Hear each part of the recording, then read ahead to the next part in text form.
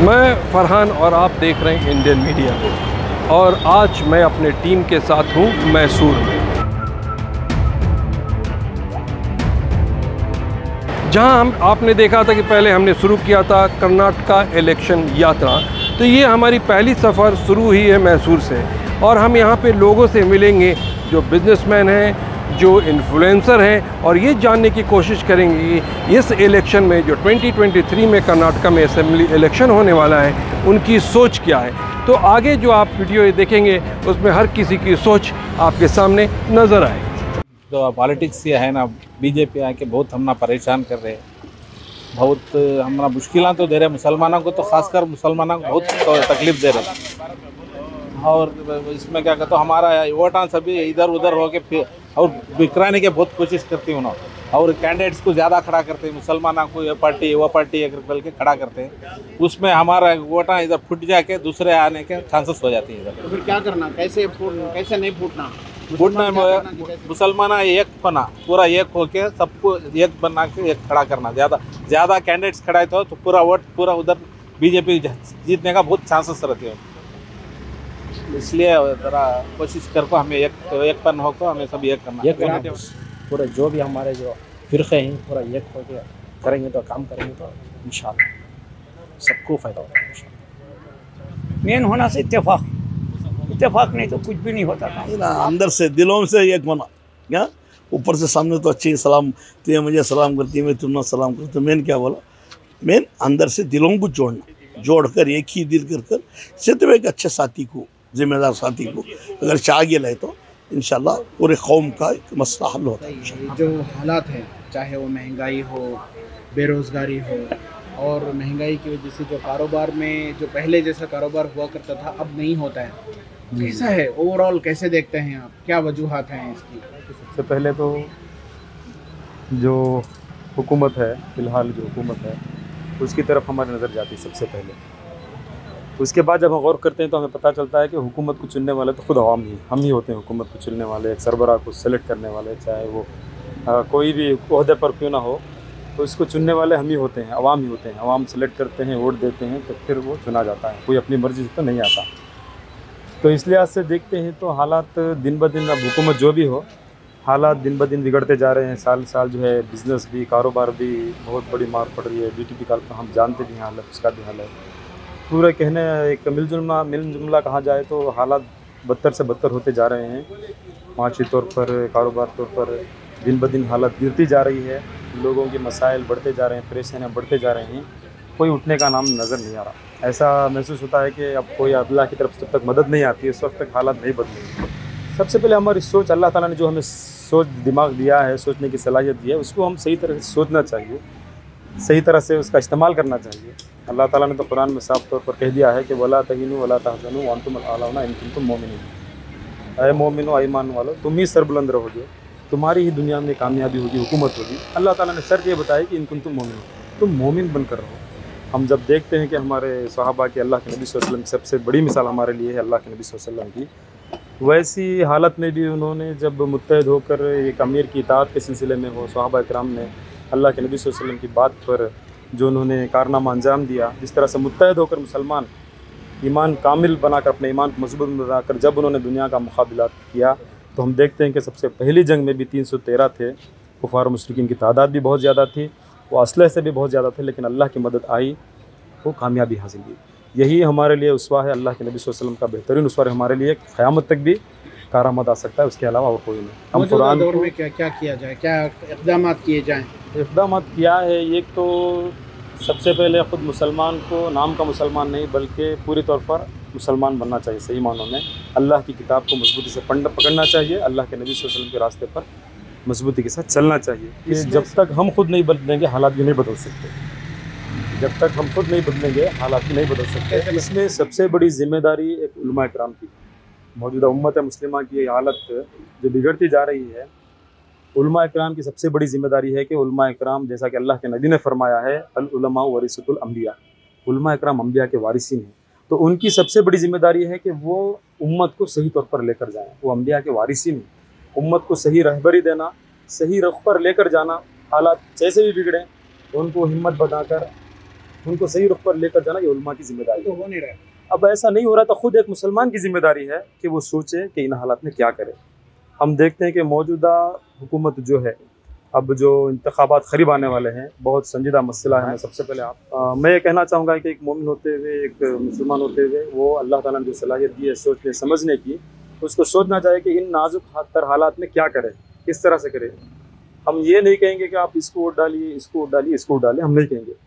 जहाँ भी आपके मुकाम पर, आपके हल्के में जो मौजूदा हुकूमत को जो हरा सकती है, जो मुकाबला कर सकती है, उसको हम सपोर्ट करें मुत्तहिद होकर। पूरी हिंदुस्तान में हम अगर किसी एक पार्टी को मुंतखब करके अगर वोट देंगे तो कामयाबी नामुमकिन है। अब तक का तजुर्बा हमें बताता है।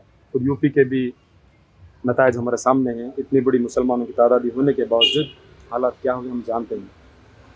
तो मैं ये कहना चाहूँगा आवाम से, मेरे भाइयों से, कि अब जो है हमें वक्त आ गया है कि हम अपने दिमाग का सही इस्तेमाल करें, सोच का सही इस्तेमाल करते हुए जहाँ मौजूदा हुकूमत को जो भी पार्टी शिकस्त दे सकती है, चैलेंज कर सकती है, उसका हम सपोर्ट करें मुत्तहिद होकर। अगर हमारे उलमा इकराम अल्हम्दुलिल्लाह सही रहनुमाई करती हैं तो उनके रहनुमाई में चले। अगर नहीं, कहीं जो है लोग जो है कुछ बिक भी जाते हैं, अगर ऐसा मामला है तो हम जो है अपने दिमाग का इस्तेमाल करते हुए इंशाल्लाह खुद भी हम कोशिश करें, आवाम को भी इन हालात में जो है पूरी तरह से हम उनको बेदारी लाकर सपोर्ट करना चाहिए। ये मेरी राय है। ओपन चैलेंज, हमारा मुसलमान एक भाई भी वोट नहीं देना। इधर किधर स्ट्रांग कौन है? कांग्रेस है तो कांग्रेस को सपोर्ट करो, धड़ा है तो धड़ा को सपोर्ट करो, नहीं है इंडिपेंडेंट में फास्ट है, इंडिपेंडेंट को जिताओ। उसे ज़रा, इसे ज़रा, उसे ज़रा डाल को हमारा वोट बेकार हो जाता है। वैसा देने का नहीं है। कामयाब होना हमारा वोट, कीमती वोट, हिंदुस्तान का वोट हमारा कीमती वोट, हमारा दाल है तो जीतना, एक मुकाम पे जाके खोलना, हमारी कौम को भला देना है तो कांग्रेस को दो, धड़ा है धड़ा को दो, उससे आधा इधर से आधा देने का नहीं है। कांग्रेस है, इंडिपेंडेंट है, इंडिपेंडेंट को दो। आवाम जो है, आवाम को ये सब नहीं मालूम, उनको कौन बताना? तुम्हें लोग बताना, हमें भी बताते, हमें कहता कर बताती, बाकी का तुम्हें लोग बताना। हुकूमत तो बिल्कुल बदलना है। इंशाल्लाह देखेंगे इलेक्शन तो आ रहा है ना, तो क्या करेंगे इलेक्शन में? कैसे बदलेंगे? हुकूमत बदलाएंगे, कैसे? सरकार को बदलाएंगे, सब इत्तेफाक सब मिलकर उसे बदलाना पड़ेगा। लेकिन वो वोट जब देते हैं, चाहे कांग्रेस को दें, जेडीएस को दें, कुछ लोग बीजेपी को भी दे रहे हैं, क्या सोच के देते हैं? और आप जो है एक आम मुसलमान होने की हैसियत से जो है क्या सोचते हैं, कैसे देते हैं? जिस इलाके में, जिस हल्के में जो कैंडिडेट जीत सकता है, या कांग्रेस हो या जनता दल हो, सेक्युलर, सिर्फ कांग्रेस ही हमारे लिए ज़रूरी नहीं है। अगर जनता दल जीत रही है, सेक्युलर पार्टी जीत रही है, तो हमारे कौम को चाहिए कि जनता दल को भी साथ दें। अब हम पूरे मिलके नहीं सिर्फ कांग्रेस को जिताएंगे। एक हल्के में अगर जनता दल जीतने के चांसेस हैं तो जनता दल के साथ चले जाएंगे, कांग्रेस जीत रहे तो कांग्रेस के साथ चले जाएंगे। ये हिकमत इख्तियार करना है, कौम को समझना चाहिए। कौम अपने आप को बटना छोड़कर एक की बात को एक प्लेटफॉर्म पर आना चाहिए। लेकिन मसला ये है कि हमारी सोसाइटी में कुछ नाम नेहाद, वो कुछ उलमा में से भी होते हैं, कुछ दानिशवरान में से भी होते हैं, वो कुछ मखसूस पार्टियों से जुड़े हुए होते हैं। अल्लाह को जवाब देना पड़ता है सर, अल्लाह को जवाब देना पड़ता है। इस वक्त भी तुम्हें पार्टी फिरका नहीं छोड़ के एक नहीं हुए तो अल्लाह के पास बहुत बड़ी पकड़ है, अल्लाह को बहुत बड़ी जवाब देना पड़ता है। आने वाला इलेक्शन हमारे लिए, खुसूसन मुसलमानों के लिए बहुत इम्पोर्टेंट है। इससे हिकमत अमली हम नहीं करेंगे तो हम किधर के भी नहीं रहेंगे। कौम को बचाना बहुत मुश्किल होता है। जो भी दानिश्वर हैं, उलमा इकराम हैं, इसके ऊपर सोच समझ के फैसला लेना है, उम्मत को एक करना है। जो भी कांग्रेस पार्टी और जनता दल हो, अपने घर में रखें, जो जीत रहा है उसे जीता। ये हमारा नारा, हमारा मंशा ये है कि बीजेपी को दूर रखें।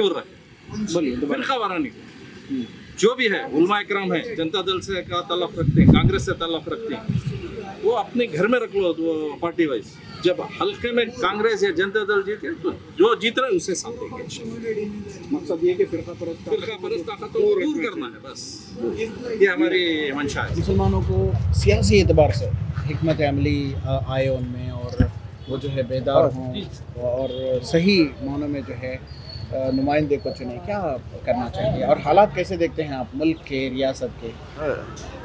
इसमें उल्मा का मेरे मुताबिक उल्मा का बहुत बड़ा हाथ है। अगर उल्मा इकराम ये एक जगह बैठकर और मोहल्ले वालों को लेकर उनकी राय मशवरे से लेकर किसी एक पार्टी के हक़ में, जहां आपको मालूम है यहाँ से ये पार्टी को अगर हम करेंगे तो वो पार्टी जीत सकती है बोले, तो इसमें बहुत बड़ा हाथ होता है। तो कौम हमारी मानने का है, कौम जो है हमारी बटी हुई है, इनको समझाने का काम है। 60-6,000 वोट लेकर तनीर शेख साहब जीते, लेकिन बीजेपी जहाँ 13,000 वोट लेती थी उसने 40-4,000 वोट लिए। ये फ़ायदा उठा रही है, ये हम लोगों को समझना चाहिए।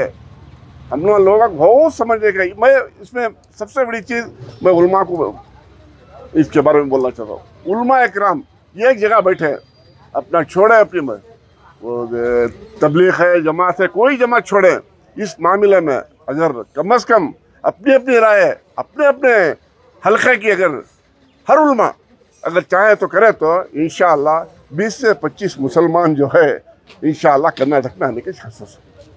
अगर इसमें थोड़ी बहुत भी गलती हुई तो हम चले जा सकते। रियासत और मुल्क के अंदर जो चलना है गवर्नमेंट के हिसाब से तो चल रहा है, लेकिन बेदारी हमारे लोगों के अंदर आने हैं, हमारे उल्मा के अंदर आना है और हमारे पॉलिटिशियंस के अंदर है।